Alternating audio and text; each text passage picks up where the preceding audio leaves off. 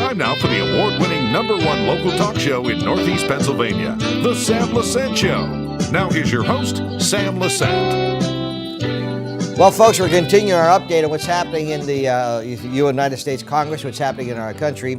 Congressman Lou Barletta is here to give us an update. As we promised you, periodically he does come on to inform us what's happening in Congress, the 11th Congressional District. Congressman, it's nice to see you. Thanks, Sam. Always nice to be here. How are things in Washington?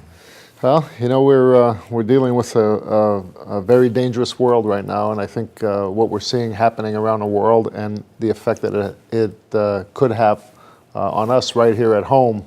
I don't know if there's been a time when the world has been this dangerous and the threats to our own country have been this prominent.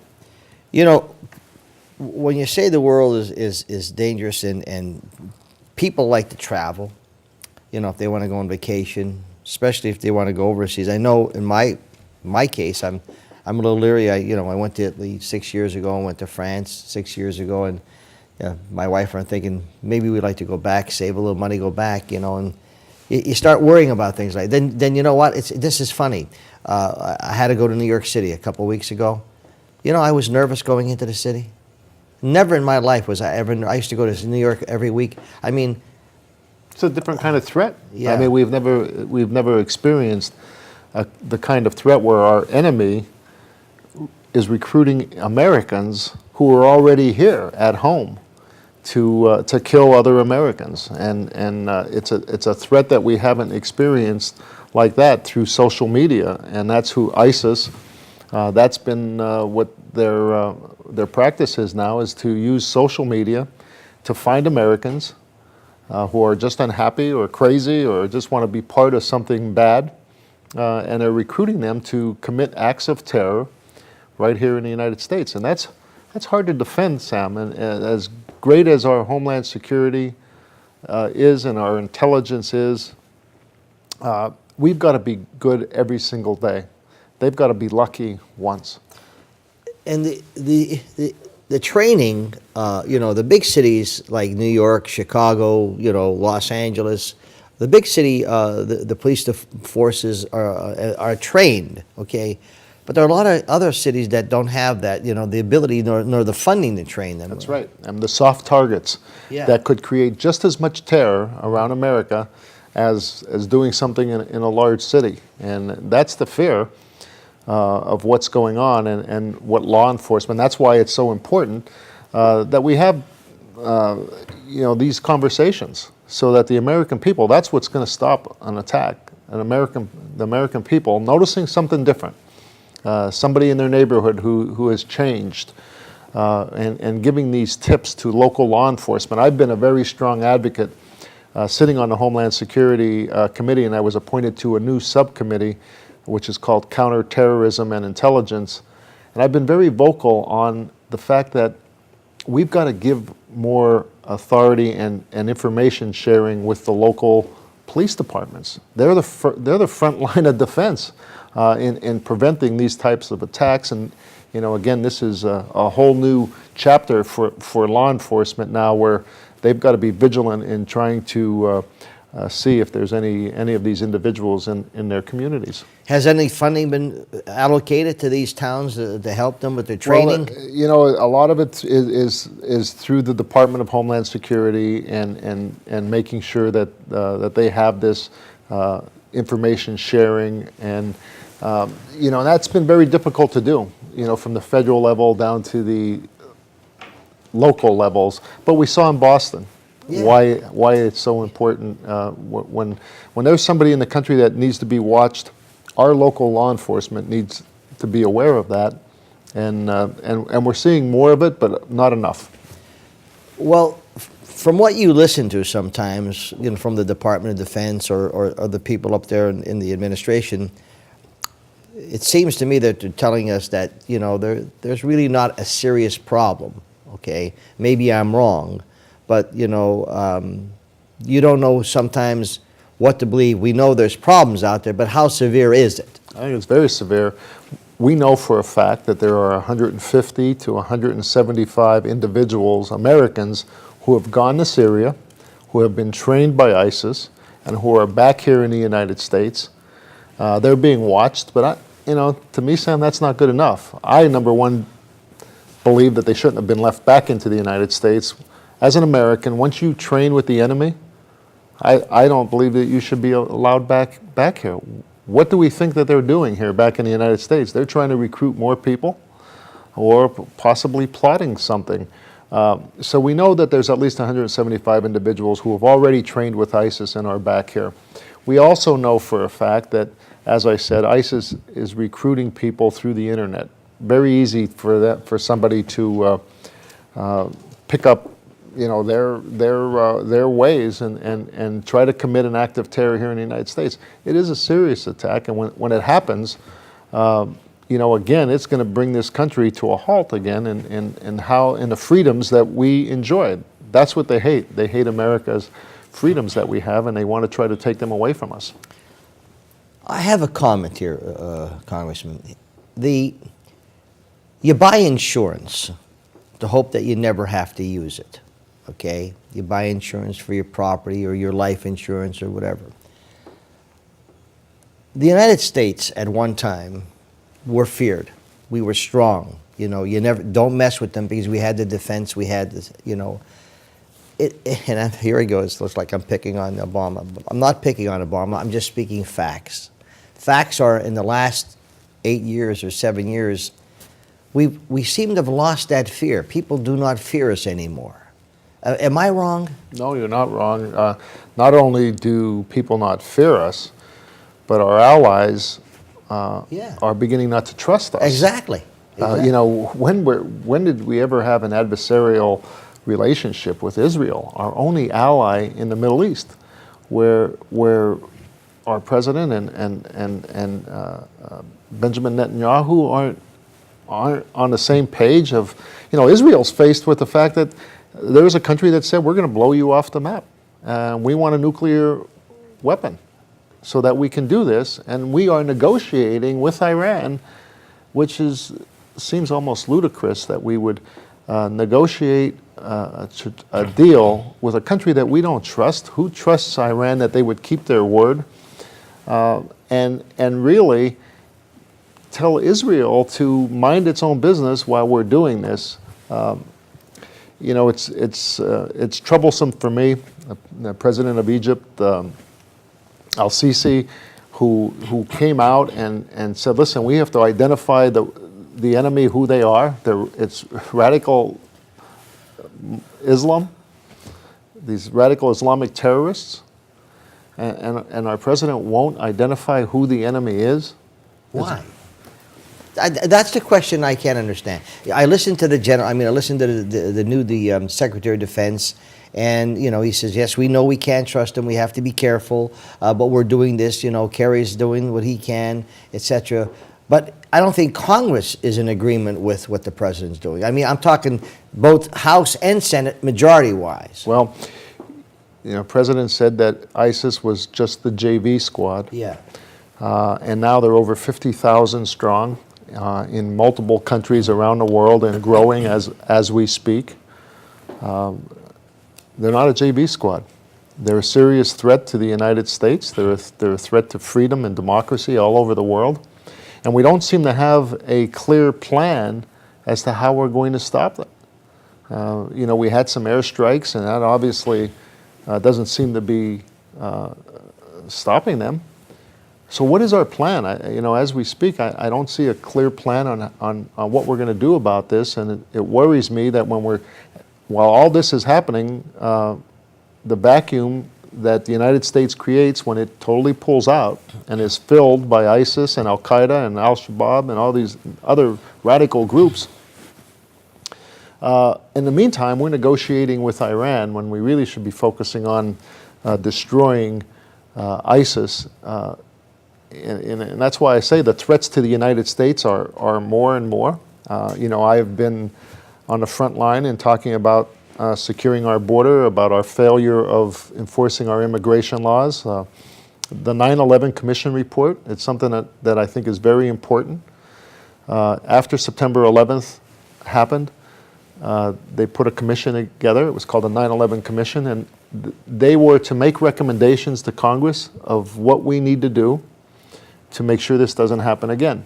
They did. They came back with this report. Congress passed it, and the president signed it into law, and we have ignored it ever since. We have not fulfilled the recommendations, such as biometric entry and exit into the United States so that we know who is coming here. They recommend enforcing our immigration laws because terrorists want two things. One, they want to enter the United States, and two, they want to be able to stay there legally. They don't want to become citizens. They just want to be able to stay here legally until they can commit their act of terror. And three, secure the borders. And we haven't done any of that, Sam, and I don't want to be on your show after something happens and have to explain why Congress has ignored these recommendations, which are law. Folks, I'm talking to Congressman Lou Barletta from the 11th Congressional District. I'm sure, folks, you watch television, look at the internet, read newspapers. You see what's happening in the country today. We come back, we'll talk about, a little bit more about Benjamin Netanyahu, why he came here, what happened when he was here, what direction are we going into. And was there a message sent to the country last year when the people decided to put the Republicans in control of the House and Senate? It's what they do with it now. We'll be back right after this break. Welcome back to the Sam Lesante Show, folks. Remember, 24/7 SSPTV.com. My email, sam@SSPTV.com. You can watch all of our programs. As I promised you, we always like to keep you updated what's happening in politics, particularly in the Congress today. Congressman Barletta periodically will stop on the Sam Lesante Show to keep us informed. I said before, the country last year said, look, okay, let's give you guys now, we're not happy what's going on. This is the majority. I mean, I'm not saying anything. And if it would have been a Democrats, it would have been the same thing. The funny part about it, the Democrats had control for 2 years and nothing happened. Well, we got Obamacare. Yeah, we got Obamacare. So just think about it, but when staunch Democrats get upset when I say that, I don't mean to upset them. Lou, so you have Congress, you have the Senate. Now, come on, let's get something done. Well, it's not as simple as that. It sounds good, and in fact, we talked that if Harry Reid wasn't in control of the Senate, we'd be able to get things done. We passed 386 bills in the last Congress in the House that went to the Senate that Harry Reid wouldn't even bring up for a vote. So what happens? The American people throw Harry Reid out. Republicans take control of the Senate. Why are we not able to get anything done? Well, because of the rules of the Senate. You need 60 votes in the Senate to be able to bring a bill up for debate, just to bring it up for debate. The Democrats have stuck together. There's only 54 Republicans in the Senate, so they haven't been able to get the 60 votes to even bring up what we're doing in the House up for a debate. So even though Harry Reid is not controlling the Senate, it's the Senate rules that I think, Sam, they need to be changed. Honestly, it should be a majority so that we can have these discussions, have these debates, and at least come to a compromise to get things done. So we're in no better shape right now, even though the Republicans are controlling the Senate, because there's not enough to be able to get these, they've got to get some Democrats to at least vote with them to bring these bills up so that we can debate them. Hence, I see why Casey is sabotaging anything that comes up with Republicans. He said that he was not going to do anything as far as, at least what I read and what I saw on TV, thinking, so he just was elected, 2 years ago? So he figures he got 4 years to ride. Some of the current senators, U.S. senators, Democrats, I would think, who are maybe up in the next year or two, they should be a little concerned, don't you think? Well, they should, especially since, as I said, many of the Democrats have not been reelected in the Senate because the American people want us to work together. Mm-hmm. And this sticking together as a group and not allowing bills to come up even for a debate is not what the American people, they're not going to see that as healthy for our country. Listen, whether you're Democrat or Republican, we're Americans first, and we should be able to debate these issues And if we have to come up with a compromise to keep the country going, that's what we need to do. But this stonewalling, this Harry Reid way of doing business, they believe is going to make the Republicans look bad because they have the majority in the Senate, but they don't have the 60 votes. I think they should throw the 60 vote rule out, honestly, so that we can have discussions, we can work together and try to get some of these bills passed. When I look at, in my opinion, how the structure of the Democrats and Republicans work, and I guess it would be the same Republicans because they're all the same. They want votes. So the Democrats figured, well, we'll give amnesty. You know, let's bring as many illegal, make them citizens. Give as much money away as you can to people who don't want to work. And so the more you give out, the more they're going to vote for their party. Now, if it was Republicans, I'd say the same thing, okay? That's what I'm seeing. To give an example, Lou, in northeastern Pennsylvania, I spoke to a career, in the Career Center link, one of the officials. There are 8,500 jobs available in northeastern Pennsylvania on CareerLink. Why then do we have so many people who say it's better for me just to sign up? I make more money signing up than go to work. Now, they did tell me there are things that they're putting into place that you have to go job seeking, okay, et cetera, et cetera.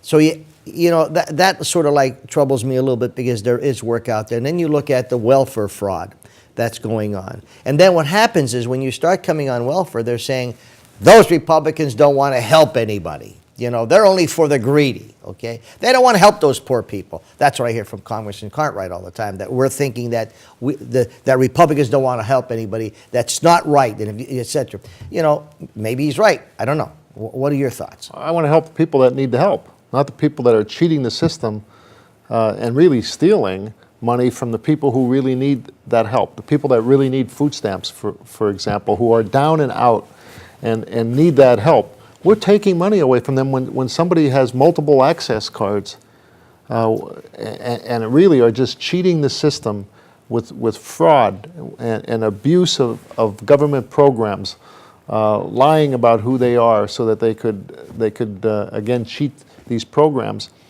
Listen, I don't want dead people getting food stamps anymore. I don't want to take food out of the mouths of hungry people. But you know how many dead people are actually receiving food stamps and using them, Sam? You don't have to be Einstein to figure out what's going on here in America and to ignore it and then to try to pit people one against the other by saying that if you want to reform the food stamp program, you must be wanting to hurt poor people. There's no question about it. There's no question about it. Governor Corbett started cleaning it up. You start cleaning the fraud up, okay? Mm-hmm. And then what happens is when you start doing that, you don't want to help poor people. I don't think that's the case at all. And you know what? Most people don't get anything from the government. You know, they struggle to pay their bills. They want to, you know, they want to pay their heating bills, or if they have somebody in college, they want to try to make it work. And that's why they resent the fact that there are people who are cheating the system and looking for government handouts. Government should be a safety net for people who really need it. But when you are an able-bodied person who can work, and you're either cheating, whether it's disability or cheating, that's not right. And we shouldn't be afraid as an elected official to say, listen, we have these programs that help the people that need them, and I'm not going to let you take their money because you found it's better to let the government give you everything than you go out and get a job. Get a job and work. That's what, you know, you can't lift somebody out of the basement by throwing rocks at the people on the top floor. Oh, yeah. You have to elevate them, get them back to work, and get them off these programs. I think the Democrat Party is very nervous and concerned about the presidential election. That's all they can focus on, as well as if it would have been Republicans.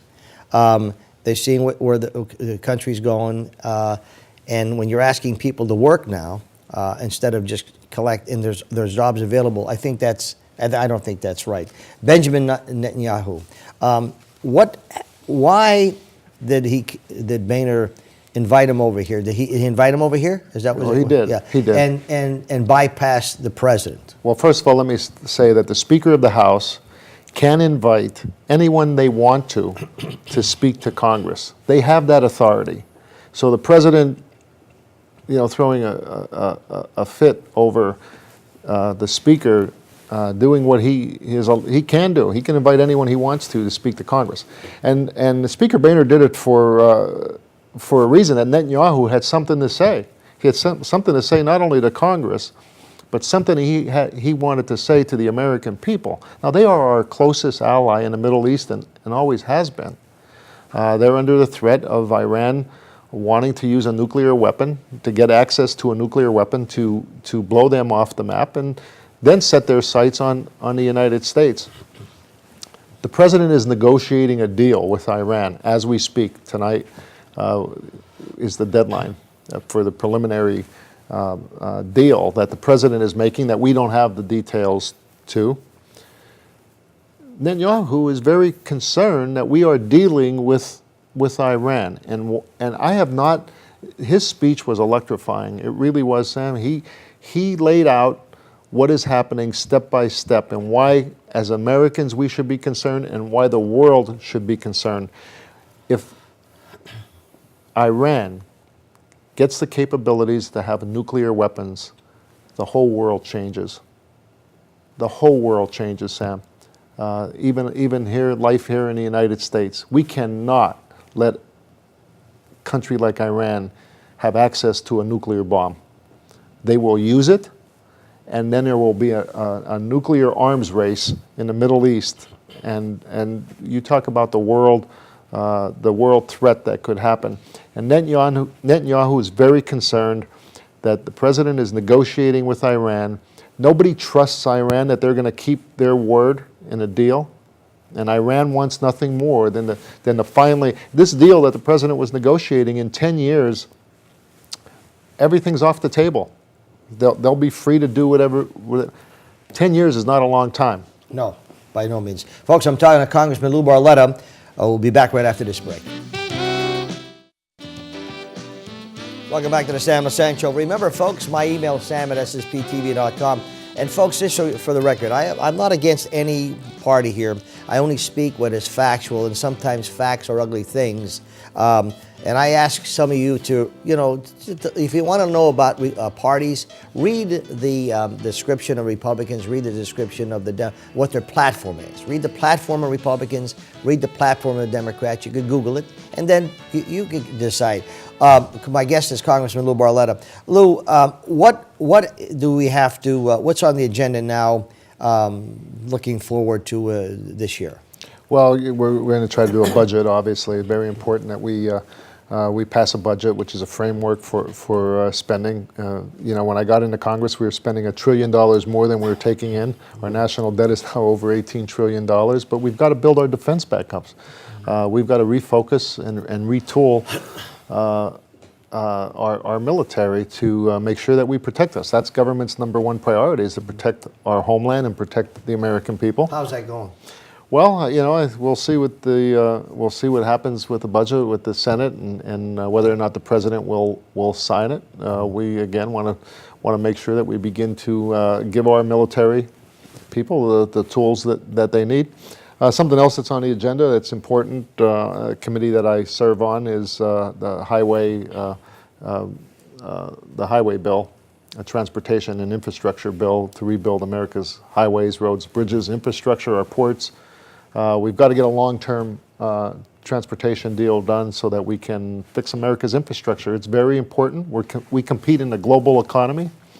So that it's not just about the potholes here. It's being able to move goods around the world. Very quickly, we're enjoying, I think they should be lower, but we're enjoying low gas prices now, okay, fuel prices. And they should be lower, but about a minute and a half. What do you think we're going to keep those prices down? What's happening? Keep drilling, Sam. Keep drilling? Keep drilling. It's natural gas. There's no secret. They want you to keep putting gas, using gas and oil.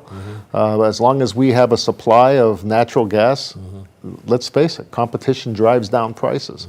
right here in Pennsylvania, we can be a leader in the world in the amount of natural gas that we have and the jobs that it will create. But we can also export gas around the world so that these other countries that are using that money against us can now be dependent on the United States for energy. You think that'll happen?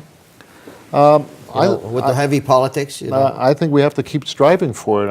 I think we have to be a leader in the energy rather than being the number one customer. Let's be the number one seller. Well, I'm glad to see that the prices are coming down. It's giving some people a lot of relief. Always nice having you on the show, Sal. Congressman. Good to be here. We call on Congressman Barletta to come on, speak to, give us an update of what's happening. He's there for us. And it's funny, folks, I keep saying we get press releases every day from Tim Murtaugh, who I keep telling he does a great job, and it fully explains different things. For example, the firemen, volunteer firemen, everything that Lou's doing. He's in Mechanicsburg tomorrow. He just travels all over, but it explains a lot, and you can get this information on his website, as well as you can get Congressman or Senator Casey, Senator Toomey. They all have websites, and read what they're doing, and then you get a better understanding. Remember, 24/7 SSPTV.com. We'll see you next time.